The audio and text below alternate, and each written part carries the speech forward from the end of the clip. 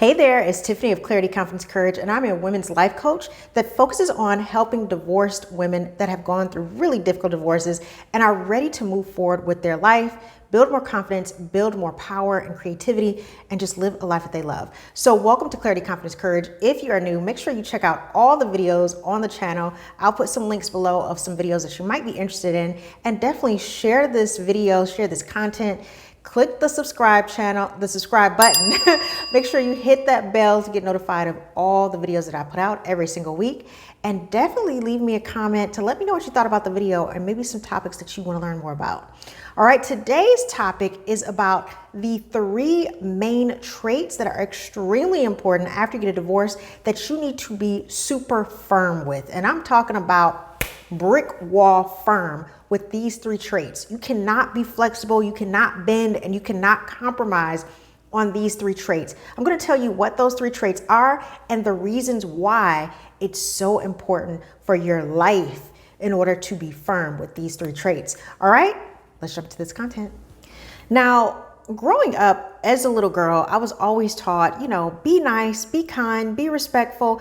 And I was just kind of given this idea of, be soft, be malleable, be flexible, be willing to adapt and make changes to make other people feel comfortable. And although I don't necessarily think those traits are bad, it's all about the context. And I think sometimes, unfortunately, children can be so impressionable, especially if they're already a sensitive child, that they take that on, not just in childhood, but even in adulthood.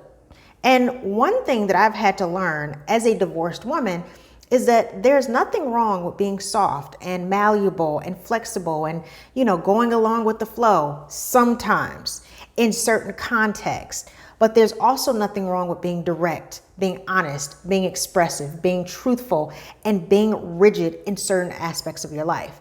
And that rigidity is especially important after you get a divorce, after you've gone through such a difficult marriage. If you've been emotionally, physically, psychologically abused, you definitely need these 3 traits that I'm about to talk about.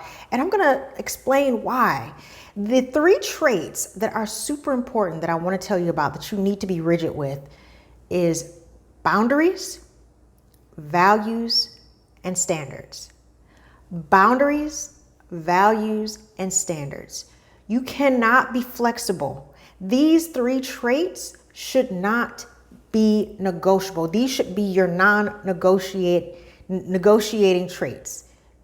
You should be so rigid when it comes to your boundaries, when it comes to the standards that you have for your life, when it comes to your values, what you believe, what's important to you. You should not be in a situation where you feel like you have to over-explain the reason why you have to have boundaries, or why you have to have certain standards for yourself, or why these values are important to you. There's nothing wrong with your beliefs if they work for your life, if they make you a better person, if they make you a better human being.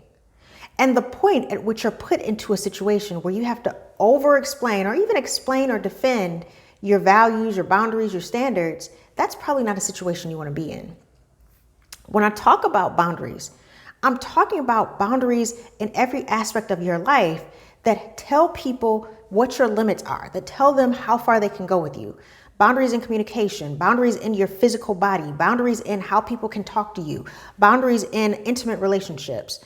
I've done videos about boundaries. I'll actually put that video here that I've talked more in depth about what boundaries are and what type of boundaries you need. But right now, I just want you to understand boundaries are an extremely important part of you being empowered as a woman, understanding what the limits are of what you will give and what you won't give. The same thing with values. What do you value in your life? What's important to you? If you're like, my family is like outside of me, my family is the next thing that's very important to me. I'm a family woman.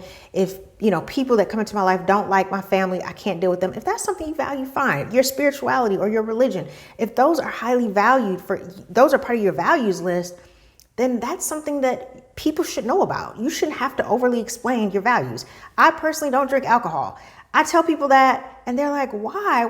And at the end of the day, it doesn't matter why. It's my own personal value. It makes me a better person. I'm happier when I don't drink. I feel healthier when I don't drink. I'm not judging anyone. The point is, it's part of my value system. I don't have to defend it. I don't have to explain it. If you don't like it, I don't care. So there are certain values that you should have for your life that is just for you. And then when it comes to your standards, what you believe, what you allow, what you don't allow, I mean, you should have a level of standards. And yes, they should be high. And here's the kicker. If you can meet your standards, as far as I'm concerned, they're not high. And 9 times out of 10, the type of women that I coach, empathetic, heart-centered, compassionate, loving, those are the women who I always say, if you have standards, they're probably not high enough. A lot of times, those are the women whose standards have been beaten up on so much. Their standards are like down to here when it comes to what they allow from other people. So I always tell women, if you think your standards are high, raise them higher, because they're probably not high enough. So again, these are 3 traits that you need to be firm. These are your non-negotiables, your boundaries, your values, and your standards. Now I want to tell you why. I want to go deeper into the why this is so important, especially if you've just gotten a divorce. First of all, a deep sense of self-awareness. When you do the work to understand what your boundaries are, what your non-negotiable values are, what your standards are, it takes a lot of self-discovery and deep inner self-awareness in order to really understand what those 3 things are for yourself.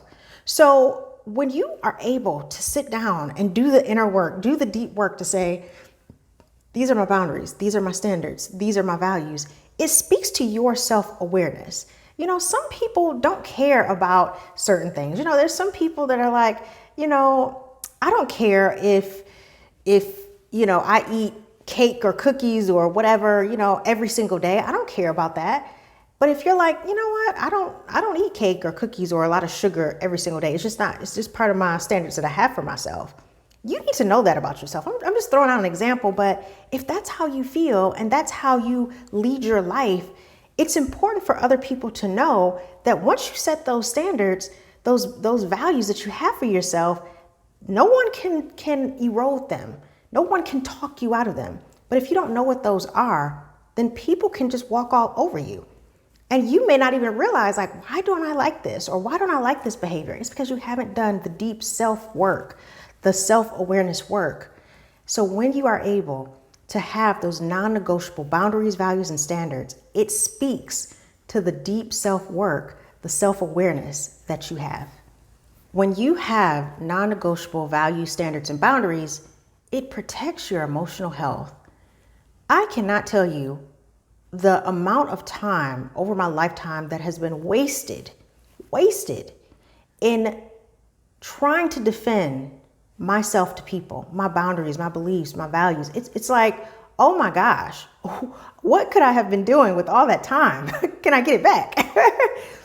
You realize that your emotional health is slowly being sucked out of you every time you put yourself in a situation where you're around people that don't respect your boundaries, that try to, degrade your standards, that tell you that your values are meaningless. It's like, oh my gosh, why am I around this person? Why am I even wasting a breath to explain anything? I'm just going to extract myself from their life. And that is what you do. You don't have time to be flimsy about your beliefs. You don't have time to be flimsy about your values. You state what they are and you move on, because it protects your emotional health and it protects your mental well-being. If you every single day have to argue and defend your beliefs and your values with someone, what is the purpose of being around them? It is a waste of your time, and you're putting your mental health and your emotional health on the line. Trust me, when you are around people that have your shared values, that have your shared standards and beliefs, and really respect your boundaries, it makes you happier, it makes you feel more whole, and it just makes you an overall better human being. Next, when you set boundaries, standards, and values for yourself, you unknowingly show that you're a role model for other young women. You would not believe how many people are watching you without you even recognizing it.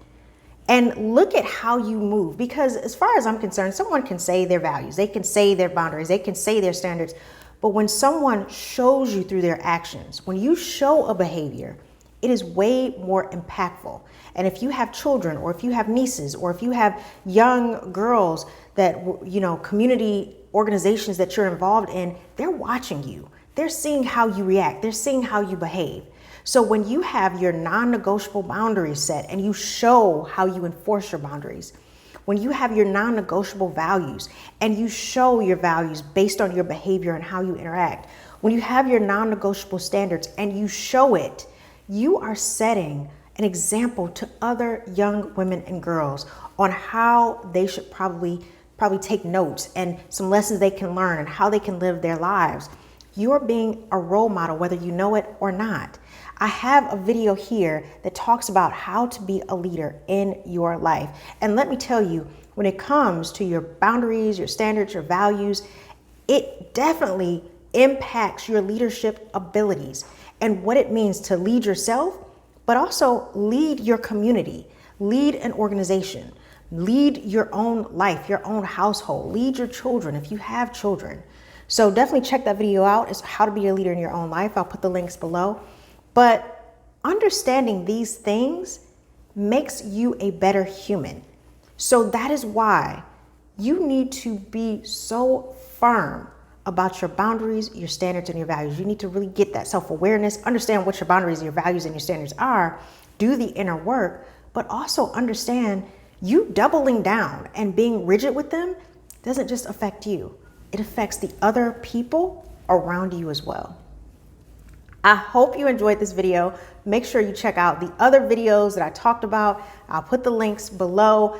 As always, make sure to share, like, and subscribe, and I will talk to you later. Bye.